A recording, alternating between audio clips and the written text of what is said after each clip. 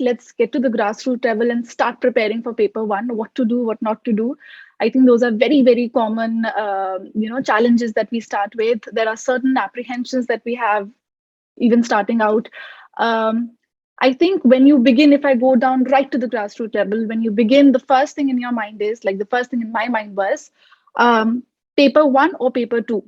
What do I start with? Because the syllabus is huge. So paper one has so many units, paper two has so many units, and it covers everything, from like from the ground to the sky. Everything is a part of your syllabus, right?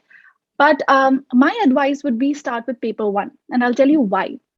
Paper two law is something that you're doing as part of your undergrad, also as part of your LLM also, right? So this is something that at least the major chunk of it you're acquainted with. It is not like you absolutely haven't touched it or been in touch with it for a very long time, right? So I think it is better to start with paper one than paper two, because it would be more like if you start with paper two, you're repetitively, you're repeating what you've already done, what you've already studied, what you're still studying as part of your masters, right?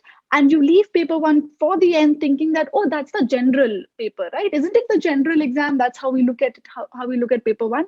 And that's where we kind of then are left behind, because paper one is very important. And often people say the key to cracking net is your paper one, because paper two, a lot of the times you'll have educated guesses also, because it's your subject. You are acquainted with it for 5 years through law school, then again during your masters another 1 year, so for 6 years you are acquainted with this topic.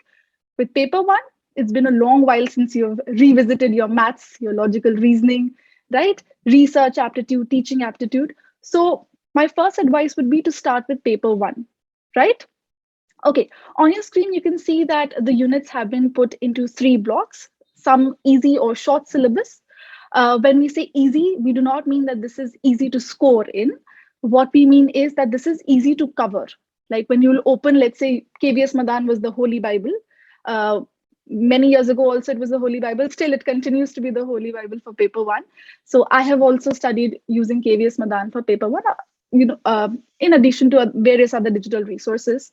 So these units are much more easy to cover, right? They are theory based, completely theory based.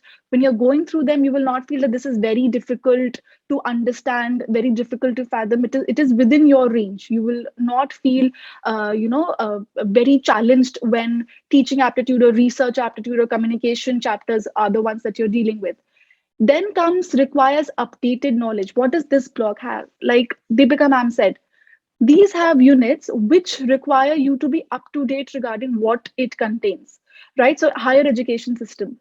So you need not just know what is given in KVS Madan, okay, the universities that they're talking about, the system that they talk about, higher education, the choice-based credit system, this and that, latest things, national education policy, ye sab has to be there. But in addition, what are the latest things that are coming in?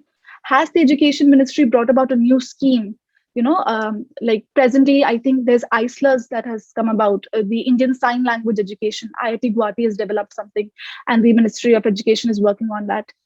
Some latest things might become good questions for UGC NET. So here the challenge is to stay up to date also. Coming to people development and environment, your various conventions and protocols. So Kyoto Protocol, Montreal Protocol.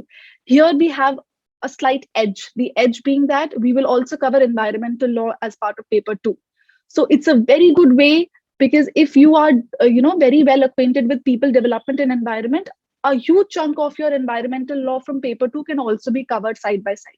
So I think that is a very good way to cover one aspect of paper two also, and give more focus to this unit. You will have a lot of questions coming in, prevalent questions. I think just right now, the UGC NET that has already gone by November 2021, you had questions on ozone depletion, waste management, hazard management, okay, types of waste. All of these questions are some very basic prevalent questions that you will find repeating. But here, up-to-date knowledge is required, definitely. ICT, information and communication technology, very important from the point of view of we are living in this digital world now. Look at us having a conversation online. So many of you, all in their own homes, and we're having this conversation made possible by information and communication technology. So of course, since education has entered this digital era, you will have UGC NET targeting a lot of these digital questions, right? So your Swayam, MOOC, all these things become very, very important. Like UGC NET loves these questions, right? So focusing on them is important. Your last chunk is requires practice. Now, this is the lovely area where lawyers do not want to enter at all, right? Your mathematical reasoning, logical reasoning, and data interpretation.